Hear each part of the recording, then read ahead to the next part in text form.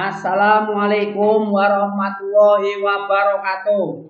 Nah, hari ini kita babnya bahas penggunaan kata berpengaruh signifikan, berpengaruh positif signifikan, tidak berpengaruh.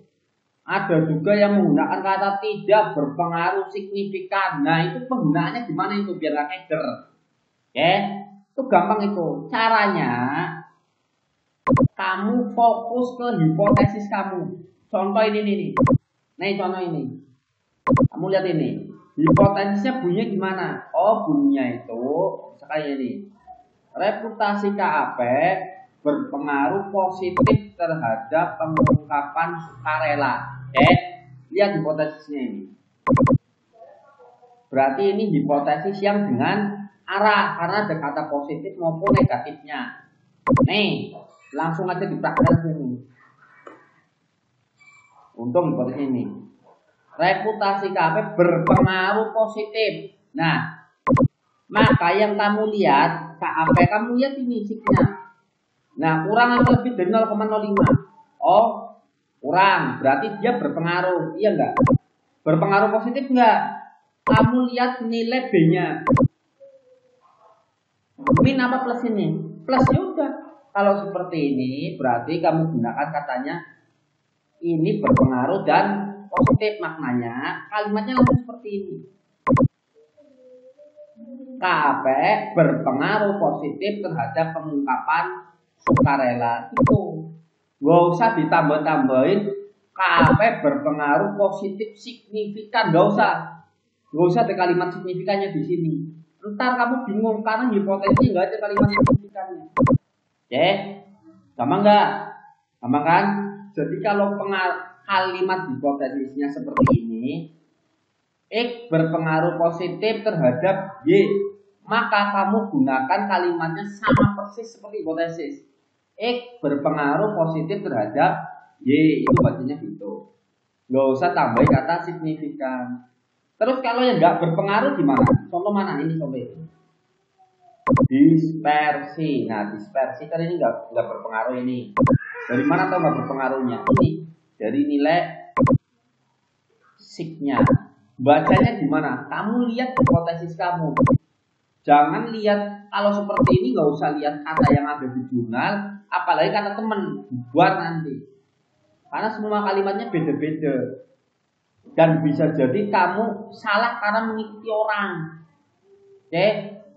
Padahal di sini memang fleksibel kalimatnya. Kamu lihat ini hipotesisnya. Kepemilikan dispersi berpengaruh positif terhadap pengungkapan sukarela. Nah, ini hipotesisnya. Oke? Syarat dispersi dikatakan berpengaruh positif itu gimana?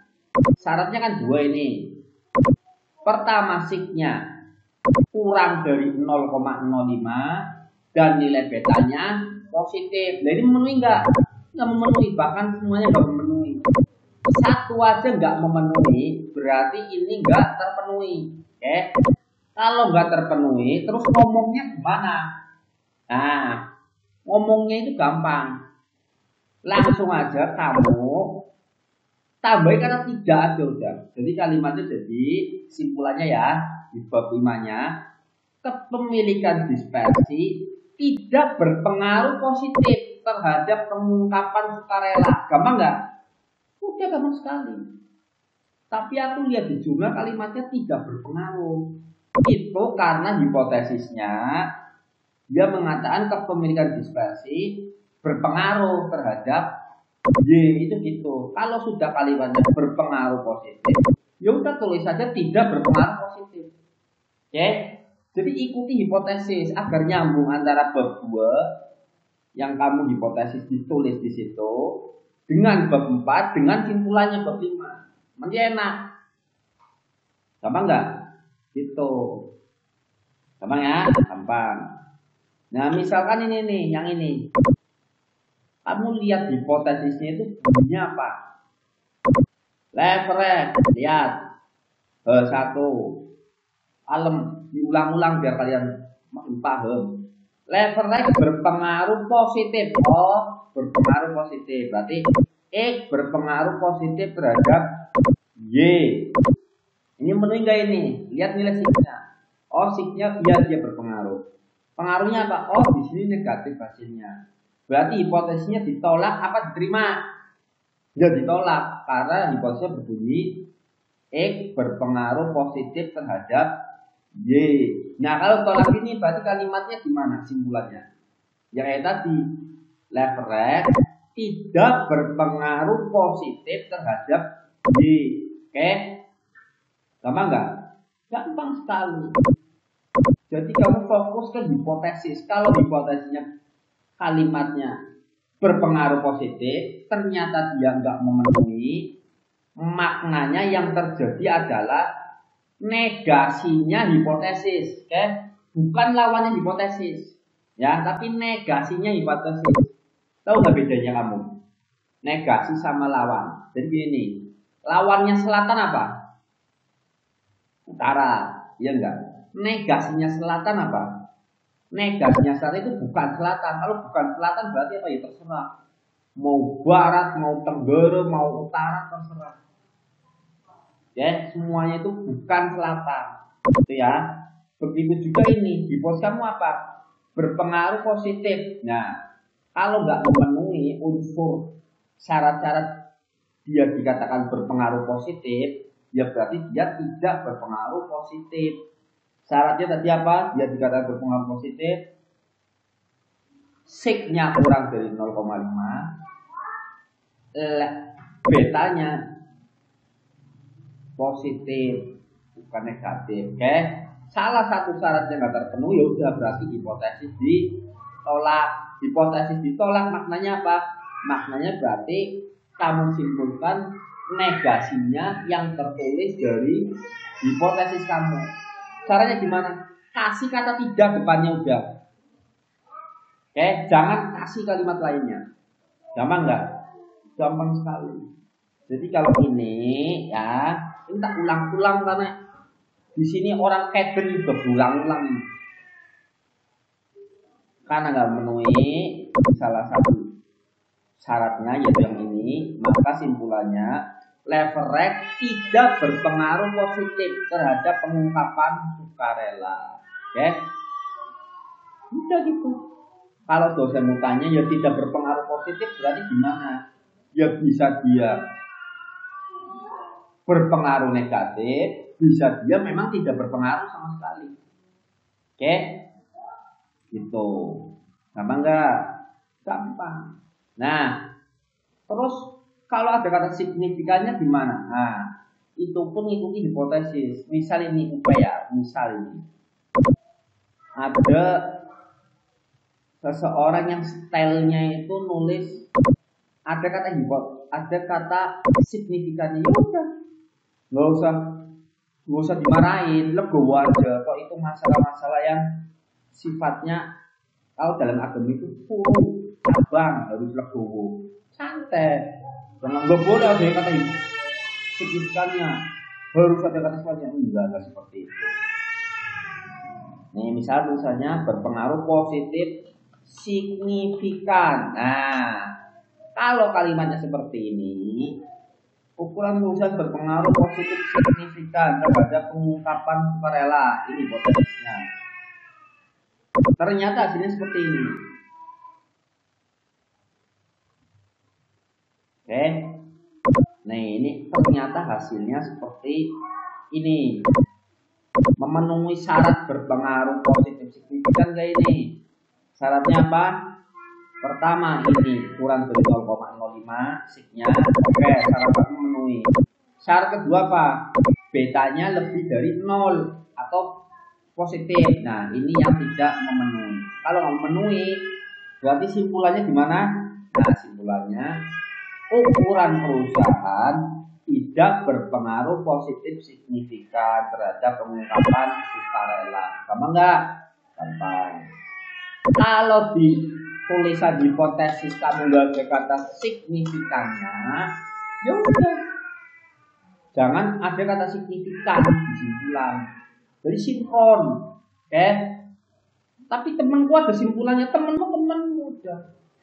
Walaupun dia di hipotesis sebenarnya nggak ada kata signifikannya, tapi semua ada signifikannya. Itu temanmu kayak gitu, temanmu yang salah. Nggak sinkron. Gitu. Masih banyak sekali orang yang berkata punya aku berpengaruh tapi tidak signifikan. Kalimat ngawur itu nggak ada itu. Nggak ada kalimat berpengaruh tapi tidak signifikan, itu nggak ada. Adanya berpengaruh dan tidak berpengaruh, berpengaruh positif dan tidak berpengaruh positif. Nah, kata berpengaruh positif biasanya ada yang menggunakan kalimat berpengaruh positif signifikan. Sama apa enggak berpengaruh positif dengan berpengaruh positif signifikan? Ya sama aja, itu hanya penggunaan kalimat aja itu. Oke, ada juga hipotesis yang mengatakan berpengaruh negatif. Ya udah, kalau hipotesisnya berpengaruh negatif, lalu hasilnya tidak memenuhi syarat dia berpengaruh negatif, berarti simpulannya apa? Tidak berpengaruh negatif. Gampang nggak? Gampang. Tinggal ngasih kata tidak, jangan nambahin, jangan kurangin. Kalau kamu hipotesisnya tidak berpengaruh X berpengaruh negatif signifikan terhadap Y, maknanya apa? Nah, syaratnya berarti signya kurang dari 0,05, betanya kurang dari 0. Kalau syarat itu salah satu yang dipenuhi, udah simpulan kamu hipotesisnya tambah kata tidak. Dah, kalau awalnya ada signifikan, ya tulis kata signifikan. Kalau nggak ada kata signifikan, nggak usah. Nanti kita menggunakan akal dengan sangat-sangat efektif. Oke? Nggak berat-berat amat kalau seperti itu. Dan hasilnya optimal. Pengennya gitu kan? Penggunaannya seminimal mungkin, seefektif mungkin, hasilnya semaksimal mungkin, dalam artian seoptimal mungkin, gitu. Sama enggak? Nom. Tes ini, misal ini. Nah, di profitabilitas ini. Hipotesisnya bunyinya Prof berpengaruh terhadap CSR, hanya kata-katanya berpengaruh tok, nggak ada kalimat positif, nggak ada kalimat negatif. Oke, berarti syaratnya hipotesis diterima gimana? Nah, syaratnya kalau dia hanya tulis berpengaruh, cukup kamu lihat nilai signya saja. Oke, kalau signya kurang dari 0,5, ya udah 0,05 udah, berarti hipotesisnya diterima. Oke, kalau seperti ini berarti ya Prof berpengaruh terhadap Y. Kalau kalimatnya gitu hipotesisnya. Kalau ternyata kurang dari 0,05 signya, udah berarti Prof tidak berpengaruh terhadap Y itu. Oke, gampang nggak? Gampang kan? Jadi hipotesis itu, nih ringkasannya ini. Ini ringkasannya, tak bikin di Excel.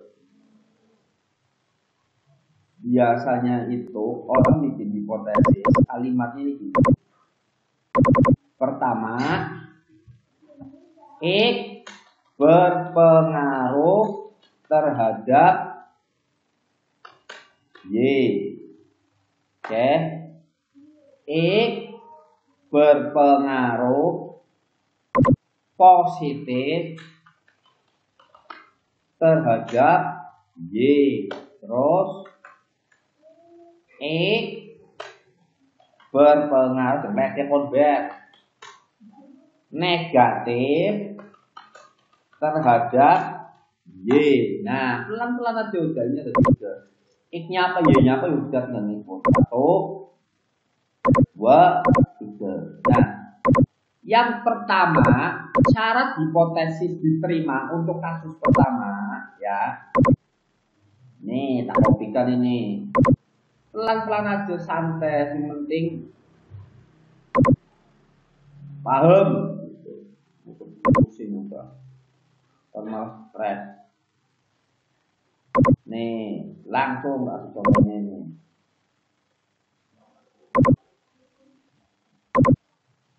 Kopi.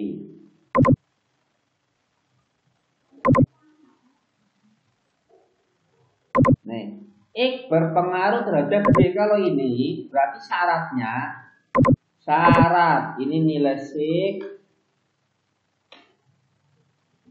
ini biar diterima ya, syarat diterima ini syarat diterima.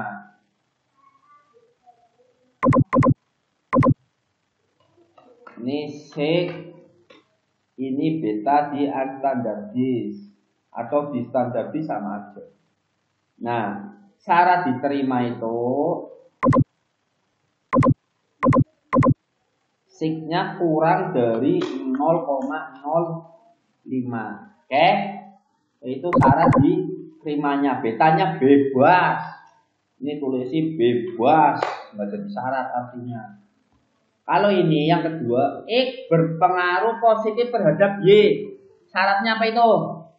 Syarat utamanya yang pertama sama C kurang dari 0,05 atau kurang dari sama dengan, walaupun pasteng sama dengan itu nggak mungkin.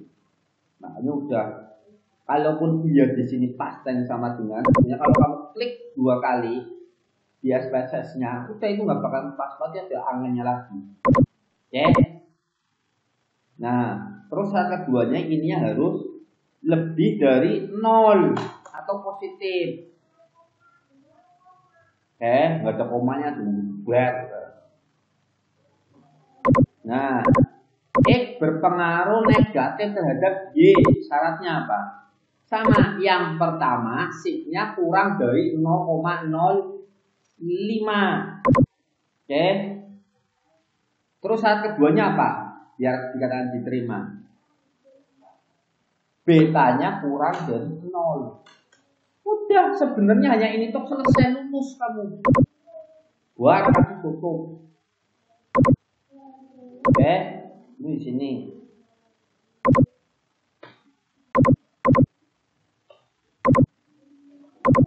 Ini nggak ada syarat, bebas buat saya.